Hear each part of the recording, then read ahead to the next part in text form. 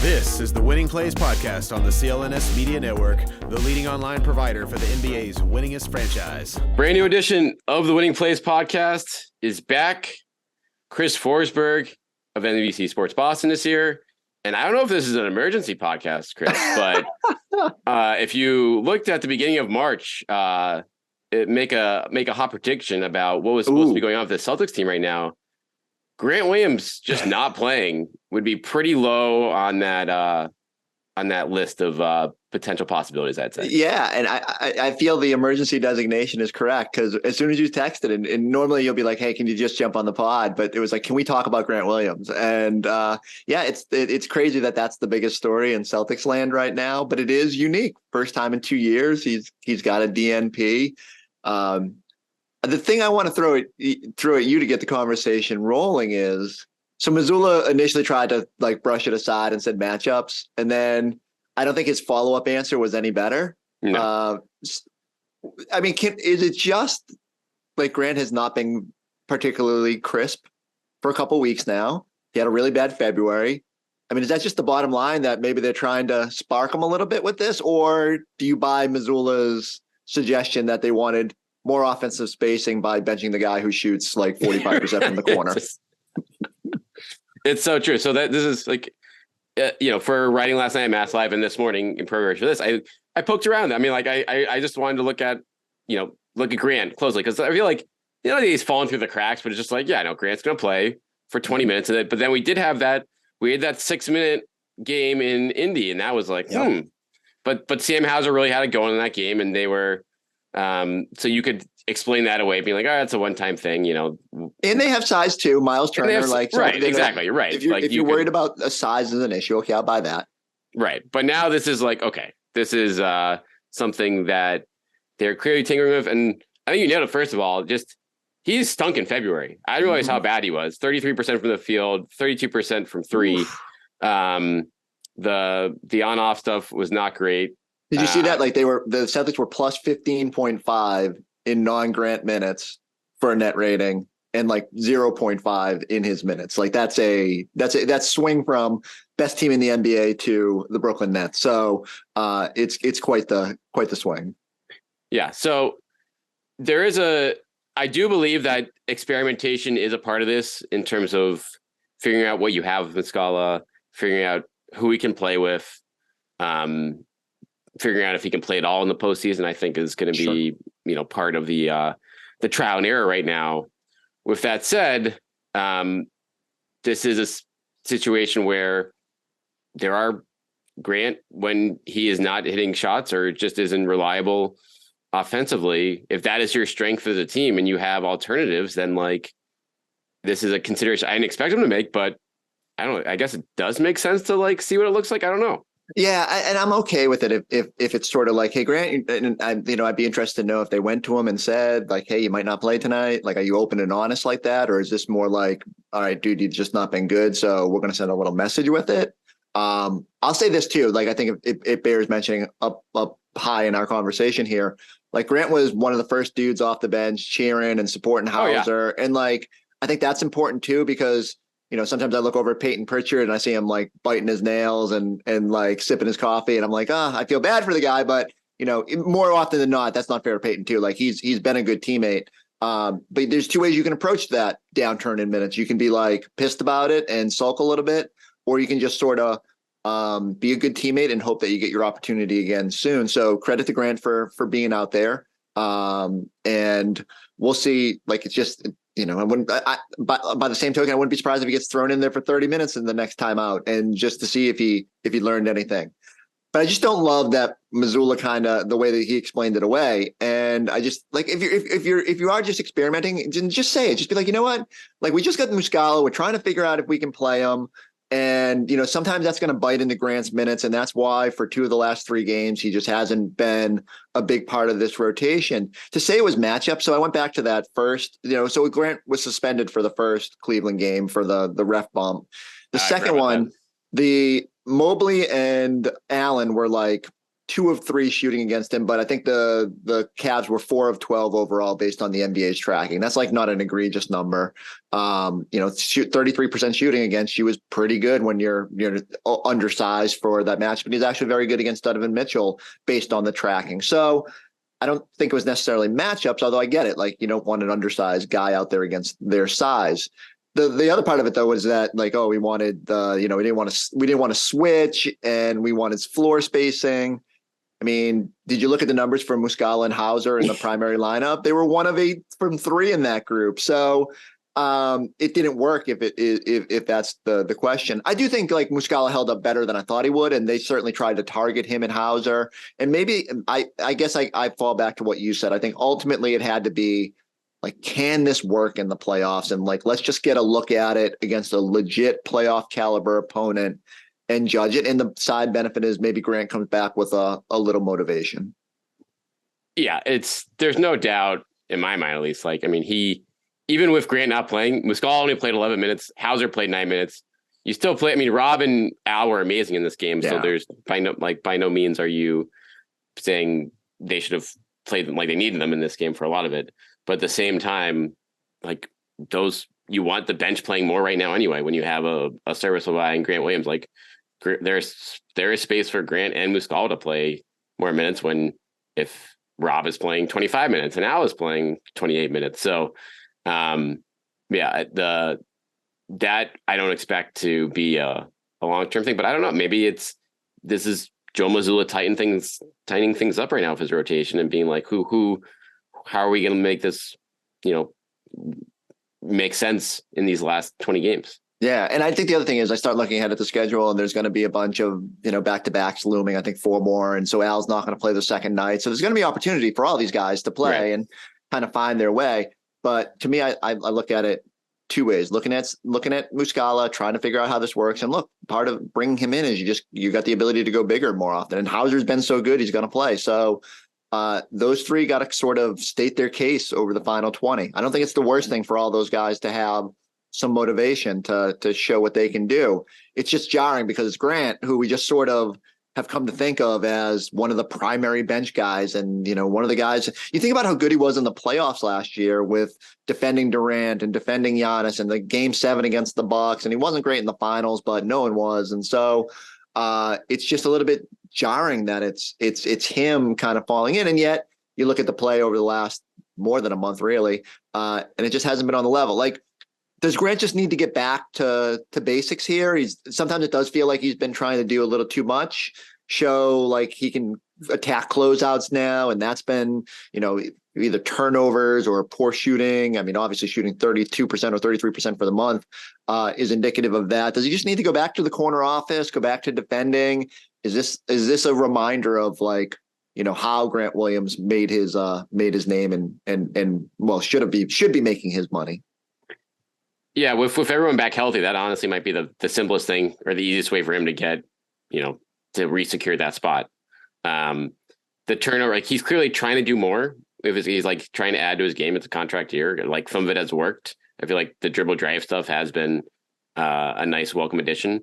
But there's been a lot of ugly turnovers in the last month. And I think he's been not the biggest culprit there, but there's certainly ones where you're like, what the heck is going on here? So that is, finding that balance for him is probably going to be the biggest challenge right now as he tries to, reestablish himself in here. But it is a situation where I don't even know, is this a good sign that they're like, I guess this is what happens when you make a trade though. Like, but at this point, it's like, if you're a title contender right now and you're trying to put the finishing touch on thing, is this something, I don't know if this is like concern that you're actually like considering making this big of an adjustment, but it is at the same time, it's like, it's just one game.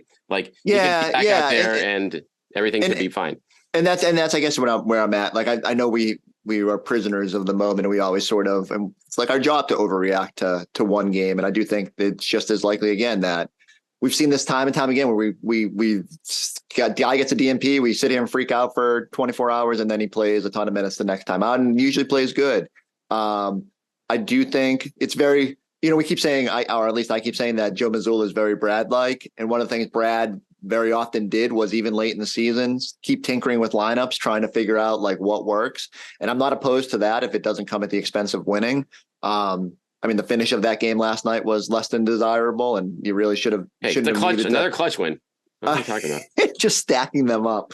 But yeah, so if it ultimately comes down to, but again, this is why I think you need to be honest about like what, and I get that Joe doesn't want to get into the minutia and like open up that can of worms, and maybe it would have made it worse to I don't know, and I don't know how though. I think it's better to be transparent in these instances and just be like, look, we got a new piece, we're trying to figure it out. Like we need to know who we can lean on. Grant hasn't been up to his standard over the last month, and we're just trying to get a look at what it's like to go bigger with the bench. And I think that, you know, and I say that, and yet I assume that's the honest conversations they're having behind the scenes. It would just probably help protect Grant on the more forward facing and stop me from screaming on TV about, you know, oh my God, is this a sign of that they don't trust him? I mean, the bigger story here though is, I mean, Grant's whole season as a whole has been about betting on himself and the big contract. And I know both of us were kind of leery about where was that money coming from even before this downturn. Where do you think he's at now in terms of like his whole free? I mean, do you think there's regret at all? Like, cause pretty sure the Celtics offered some pretty hefty money. I'm not sure he's going to get close to that based on these returns. Yeah. I mean, I think the Celtics probably got close to, I imagine, like 50 million. That's over 4 years. Yep. From what I've heard. Grant, and he talked openly about this. He, you know, kind of saw himself as a higher caliber player than your Larry Nance's and Max Klebers of the world, which may end up being true based on durability and his age. But at the same time, the restricted free agent market is not a friendly market for players like him. No. And now there's no question now where you look at how things are trending for you from a playing time standpoint, like who, and the playoffs can change all this if the Celtics win us. But even then, it's still like, who is the team that's going to spend $15 million a year on a guy who was in and out of the rotation at the end of a season for a contender? It's like that's just maybe there is a big Grant Williams team fan out there, but it's hard to imagine that. I just don't see it happening. And so now your leverage standpoint, bringing Muscala in for the Celtics gives them, I think, even more leverage for negotiations this offseason, being like, you know, it probably is not going to destroy us if you walk. Right. If you have somewhere to walk to in the first place. So that's, it's looking like a bad gamble for him right now. Yeah. And I don't know, like, I think you get to the table and maybe even your starting point is still the number you were talking about, but the Celtics now have the leverage to say like, hey, you know, until you bring us something, we could just bring you back on the QO. And so does Grant bet on himself again? And now you're sacrificing probably, you know, I don't even know what his number is for next year, 4.7 or 4.8. Yeah, it's got to be not that great for his draft position, I think. So, you know, you're talking about you're losing upwards of $8.5 million over what you could have signed for in year one, and now you're going to try and make that up on the back end, and maybe you can. But just like you said, though, even on an unrestricted free agent market, I'm not sure that the deals for that type of player are bountiful until you prove yourself on that PJ Tucker level where you're like, every contender needs a guy like that. But even then, I'm thinking even he doesn't get much more than mid-level. Right. And so you're talking mid-level money. So ultimately, all I think this is doing, and again, so much will be judged. Like so much of money comes down to how you play in the playoffs. But I do think one of the concerns for Grant has to be, if you start looking at how things are shaking out, well, Cleveland might be a playoff team. That's a team that they clearly, you know, maybe don't love the idea of him being undersized against. So what happens if you get a first round opponent that has some size? Like what if I don't even know, you know, like the Knicks, he played a bunch, but so what happens if there's teams out there that they're not comfortable with him playing against? And, you know, I don't know. So it is a gamble that doesn't look great for him right now, but there's a lot of time to salvage that. The key for me is like, how does he respond? And I think Grant, while ambitious in this process and betting on himself, does sort of have a good view of like his place in the league and what it takes to be successful. So I'd be very surprised if it doesn't offer a little motivation for him to bounce back. Yeah, and that is probably the biggest.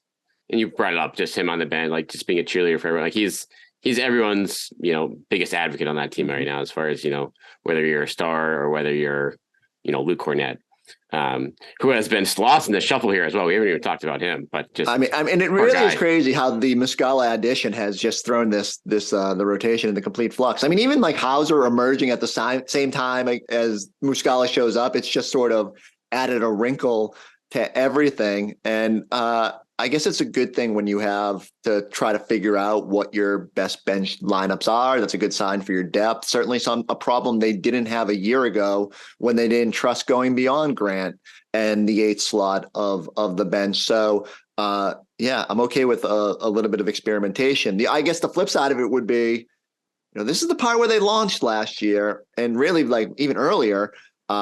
This is when you kind of want to know what you're leaning on and who you're leaning on, and you're only going to get so many more looks at everybody healthy and the rotation out of that because of those back-to-backs that loom.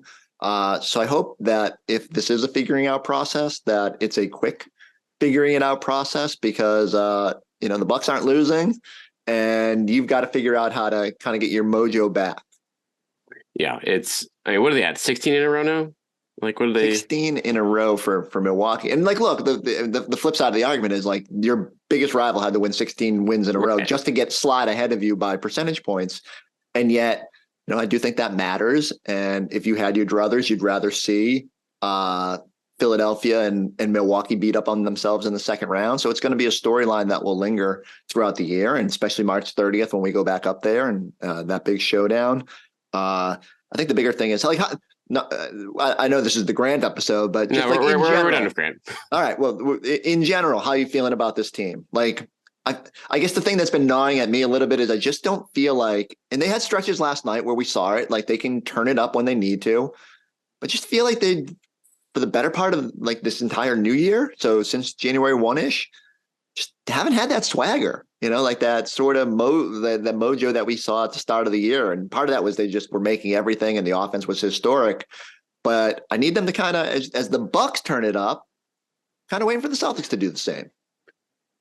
And I think the good news on that front was the third quarter last night. Yeah. With that starting five this year, altogether healthy, really hadn't shown anything that excited you, but then that quarter was like, okay, this is it. This is when everything comes together here, and it's a new year. So everyone defaults to like, yeah, of course that lineup was dominant last year. Of course, they're gonna be dominant this year.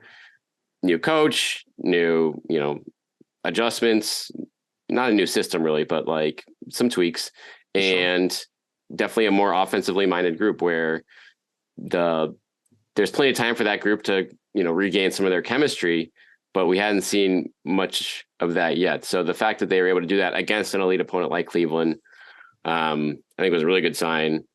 And are you fully, did you have any doubts about that group after? No. But just like you sort of phrased it, I'm sort of leaning on last year and saying, well, they were great last year. They were great in the playoffs. I was never worried about them needing minutes to sort of remember how they could be. But then you watch it and you say, okay, maybe not. Maybe they do need some time to just be reacclimated and figure out how this goes. And you played one way for the start of the year where you had 5 out. Now you got Robb, and you got to kind of figure out how that works. Ultimately, if Tatum plays like he did in the third quarter, and and if Horford doesn't miss and Robb's dunking everything and looking springier again, then you'll be fine. But it's still weird that like they had that really good quarter and they're still, I think, +2 for the night. And so they're still figuring it out. And I don't have a lot of concern about that. Ironically, I was excited that they were going to close with Derek White in that group. And then Derek White gets dinged and has to ask out of the game. And I'm like, man, isn't that the way it is, where you finally want to see if that closing lineup might work? And you don't even get a glimpse of that. That's the sunflower we're looking at, just those closing groups for the rest of the way here. We have to hit, we touched on a little bit earlier, the collapse, the 20-point, 15-point collapse in the last 3 minutes epidemic has not gone away for this group. Did you see the spread of the game? No. 4.5, and the last 3 got it to 4. So it was laughing. I haven't been. I won't say that I was very entrenched in the gambling side of things, but now as it comes to Boston and kind of keeping an eye on that stuff. I mean, I've heard people say bad beats before, but I was sitting there on our broadcast screaming, "Oh yeah, 4.5. They're going to turn it up in the second half," and here they go. And I felt pretty good when they went up 20. But yeah, I mean, is that just Tatum trying to get his assists? Was that it's like you could look at all these factors in terms of what led into that, but it's especially against that Cleveland team. That Cleveland team, no matter what, like there's no game that's over against them because they can close any kind of gap in a hurry, and they've done so like twice already at the Garden this year. Have we ever seen a team successfully kneel out the clock for 2 minutes in an NBA game? Like, it has never worked in the history. And yeah, I mean, I don't know. Some of this, it's because, of course, my network, we love screaming and yelling about like the minutia. And so some people have been very upset. The Tatum tried for 40 last week or whatever game that was, where he was kind of stuck on 38, probably before the break at this point. Yeah, it's a Pistons game, I think. Yeah, exactly. And playing till like a minute 53 left before Joe finally said, "Okay, come on out." And yet we post these numbers all the time about like, ninth 40-point game of the year, and the record is 11. And so, okay, like these things do matter, and every little bit helps your case and gives you a little bit more ammunition for all NBA or MVP or whatever you're seeking. But yeah, it was frustrating that, because the one that I always revert to is that stupid Rondo double-digit assist streak that was so egregious. Like Doc just gave him the freedom to chase assist, and it got like extremely frustrating to watch at times. And it's like, come on, this isn't the spirit of the game. And so if your focus is genuinely on trying to find the right lineups and all that, understandable, but let's cool it on the stat chasing and all that. Isn't Jokic the poster child for, like, just do what you do and everything kind of falls into place? It is. That's and how come they can't hold a 20-point lead? I don't know. We're gonna probably Mass Live at some point. We're gonna be doing a deep dive into the their clutch stats and how many of these like clutch wins are actually real clutch wins. I'm like we've had enough now where people keep throwing out that record. I'm like, all right, I have to like actually look at what it really is. Expose coming. We'll see. So it is funny. Although I will say I got really worked up about the clutch numbers last year because they were really bad. And I was doing like deep dives on, does regular season clutchness matter in the playoffs? And ultimately the answer was no, that there was no correlation through history, which actually surprised me. You just think if you were good over the course of 82 games that it would translate. But no, it's just like you're either clutch or you're not. Like you either have that in you to withstand and the experience or whatever on that playoff stage. So by the same token, I don't get too worked up about like how good they've been in the clutch, because you got to show it in the playoffs. And they did last year, but that's no guarantee you do it this year. So I don't know if we can answer that argument until you get punched in the face in the playoffs and you got to grind it out. Well, I can tell you why your numbers didn't translate to the playoffs, because the regular season clutch numbers, a lot of them are just fake. Yeah. They are 20-point leads. They go to 5-point leads. So I feel like this is a category that might be simply like eye test based more than anything else. I mean, like you need to like. So what does your eye test tell you this year? Are the Celtics? My eye test is like up in the air. I think they're better than last year in general. From like when a true clutch, like, 2-point game, like they obviously had some really impressive, like the Lakers situation out there.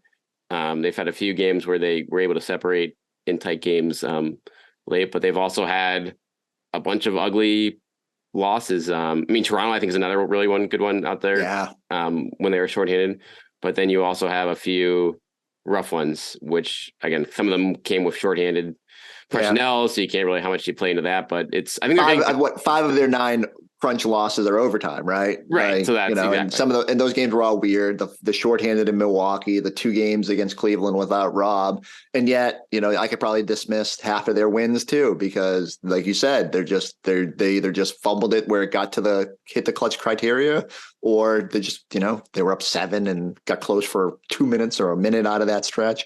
To bring the conversation full circle, do you know who I think the 4th most clutch minutes has played this season in the NBA? No, just on the Celtics. Oh, on the Celtics. Ooh, 4th most. You know who the first 2 are, Jason and Jalen. Grant. Grant, yeah. I just wanted to bring the podcast full circle. Like it's so weird to me that one of the most leaned on guys in clutch situations, and now he can't even get on the floor in games. The NBA seasons are weird, and what I really appreciate is that despite his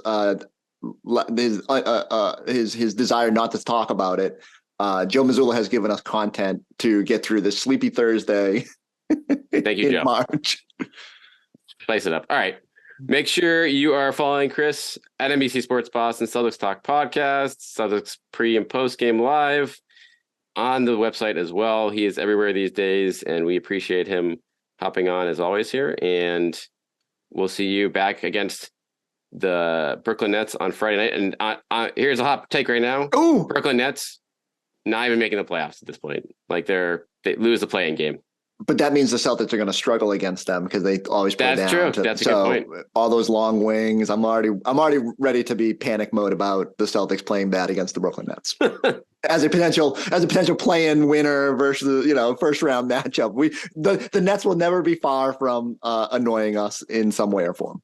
Well, the booze will be a little bit quieter for at least one night until they fall down by 20. All right. Make sure you check out Chris on pre and post game line for that game, and we'll be back with you guys next week here on the Winning Plays Pod.